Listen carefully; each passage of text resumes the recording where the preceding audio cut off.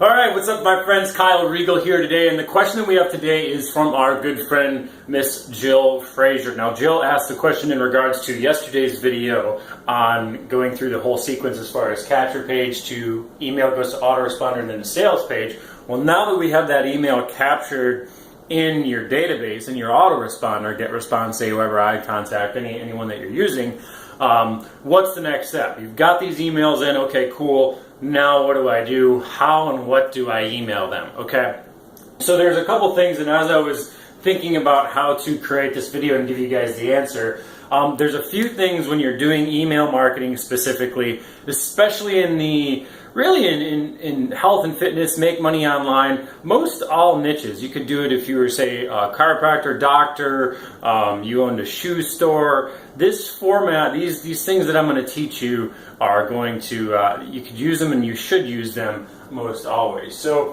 one of the key things you want to do is format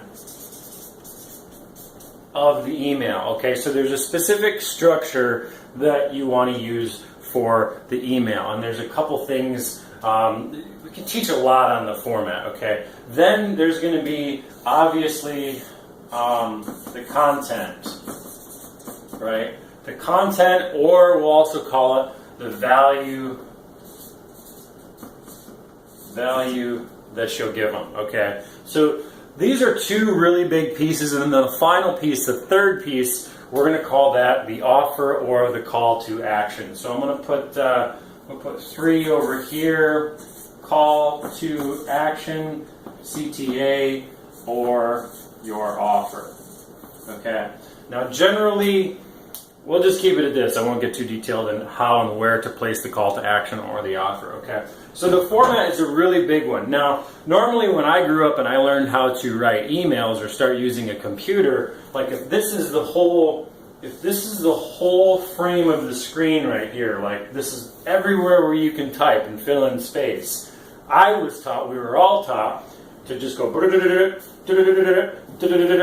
in neat, nice, big, kind of clobbered together paragraphs. Okay.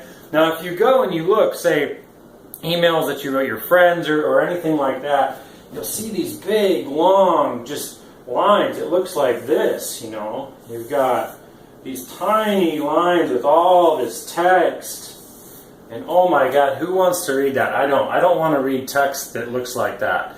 It's tough to read. It seems like it takes a long time, and quite frankly, it's just a pain in the ass to read, and I literally won't read it. If I get an email like this from people, whether it's a direct email to me personally or an email from an autoresponder that I signed up on, I delete it, I'll get off their list, or if it's a friend, I'll briefly skim through it, because this to me is like, it just hurts my eyes to read it and think about it. So, what do? What's the solution for that? Okay, well, the way I was taught, and the way that I do it, and the way that just converts really well, and is easy to read and easy for people to digest and consume, there's a couple reasons for this. Okay, we're going to start the new page. This is page 1. This is what not to do. Okay, don't write your emails like that format-wise. Here's the second part. Here's how you should do it. Here's how I recommend doing it. I invite you to do it this way. Test it. Always test it. But definitely don't do it this way. I can tell you that much. So typically, you start with, hey, so-and-so, and then you'll write, a couple lines here, and this is literally like a third of a paragraph, or a third of a sentence that you would fill in this space, right? So I was wondering how you enjoyed, or I wanted to know what you like best about basket weaving. Remember we were talking about basket weaving yesterday? What did you like best about the basket weaving video? What did you like best about the basket weaving video right here, ... I'd love to have your comments on the YouTube video.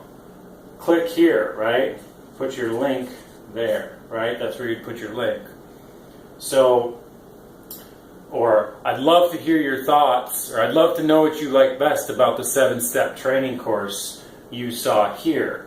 Here's the link again to view it if you didn't get it, okay? So immediately you're asking them a question, you're getting their attention. What did you like best? What did they like best about the content? Automatically when you ask people a question, like their subconscious mind can't, like it's impossible for the mind not to answer this. So they're going to answer it one way or another, at least if it's in their head, and hopefully it'll get them to take action to, go do what you want them to do, whether it's leave a comment or a question on a forum, whether it's respond to your email, whether it's click on a link, whether it's go to a buy button, whatever it is. Hey, did you think about buying the package of the service I offered? You should check it out here. If you liked what you learned on the 7-step course, here's this offer, go here and click it. So you're just going to start out, really this is about, we're going to break this up into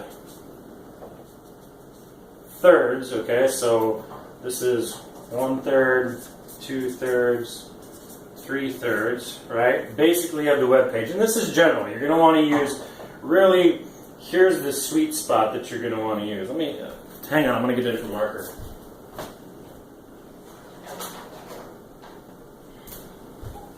Okay, we got blue. The sweet spot of email is right in here, okay? This is the sweet spot. You basically want to take up almost a half, just over 2/3, really a 1/3 for a general rule of thumb. This is where you want your content to be, right down here, okay? The reason why you do that is if you can put all the content in it you want, and really the length of the email doesn't matter. The point that always matters is that you get the point and the content in the email. So if you've got a really big idea and a long email to write, go ahead and write it. And it's going to just take up a ton of lengthy space right here, which is cool. If you've got a short email that you want to write, just say, hey, just made this really quick video. I don't have a lot of time today. Click it, enjoy it. Talk to you guys soon. Bam, that's what you put there. The point is, just get the content out there, okay? Get the content of the email, get the lesson of the email there. If it goes really long like this, so then you'll have paragraph, paragraph, paragraph, one line, dot, dot, dot, another line, dot, dot, dot, paragraph, paragraph, paragraph, one line, one word, dot, dot, dot. Structure it like that. 3 dot, dot, dots after certain sentence sequences in email writing is very good. It keeps people engaged. It makes them, like looking at this right here, you see that this is much easier to read. You're more apt, if you're going to open this email, to read these first few lines, get hooked, get interested in the email, and then these little chunks just make it a lot easier to read, okay, for the consumer, right, for the, for the person who's watching, reading what you're writing, okay, versus this big clobbered mess up here. This is not easy to read. We open these emails, it's not fun, it's not cool, okay? So write your emails in the format of this, okay? Content, you want to deliver some type of value. Now value can be perceived in many different ways. If you want to teach a lesson through writing, put your value in there. If you have a video that you want to show them, that's value. So, hey, what's up? I just thought I'd touch base with you guys today. Got this really cool video that I found, that I made, that so-and-so made, I'd like to share with you. That's value, okay?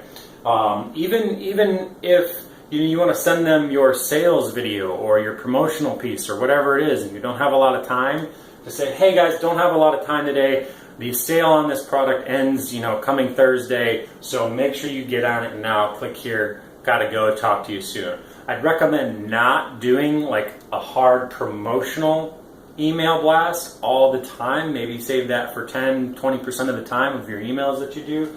But try to do content-based, value-driven emails. Now, what is it that what's content? What's value? Well, anything that you learn, that you've implemented in your business, whether that's email marketing, whether that's fitness, whether it's yoga or restaurant ownership or whatever it is, shoes, anything you can teach people about simple stuff, right, around selling shoes, or how to fit in and choose the right shoe, how to choose the right gym for you, right? Put that content in here. That's the value that you're going to give. And then at the end of the value-based emails, always give them some type of another action, a call to action. That's what we're referring to right here. Give them a call to action. Hey, if you like this, here's another video I did on teaching this step a little bit deeper. Hey, if you liked all this here, I've got this product that's going to be great for you to help you do parts 2, 3, 4, 5, and 6. Okay? Check it out here, right? So always leave your emails with your CTA, okay? So call to action. I'm not sure if you guys can see that, but anyways, leave it with your link, your call to action at the bottom. And really, you can also do, sometimes, you know, you've got your link up here, the blue is the link, you could hyperlink your link in here. So if you're picking the right shoes, right? How to size the right shoes. Maybe you've got a video course on teaching how to fit and choose the right shoe. Well, if you said shoe right here, you could hyperlink that word, right? So it just gives them, you want to give people, your readers, many options throughout your many chances and choices throughout the content of your email to click on the link. Generally, if it's a longer email, you'd want one up here, you know, then you have to scroll, imagine them scrolling, you'd want another one, you know, about in midway of the email, and then always, you know, do the third one at the bottom, okay? So, in generally most cases, you only want to give people one link to go to. You don't want to say things like, hey, check out this YouTube video I did here. Then, hey, after you do that, fill out this survey here. Then great, after you do that, go buy this product here. Like, that's a no-no. Like, just give them one link. I know I break the rules a little bit. If you see my emails, I'll do that. But for the most part, you just want to have one link to drive them to, not different links to go different places. Just one call to action. Make it clean, make it simple, make it easy for your readers to go take action and follow suit. So that's really the basics of you know, how to start and write your follow-up email series. Hope you guys enjoyed this. It is what is today? I don't even know. It's Thursday. I'm heading to Chicago for the HBS Home Business Summit, hanging out with a lot of cool people. Peace. Love you guys. See you soon. Bye.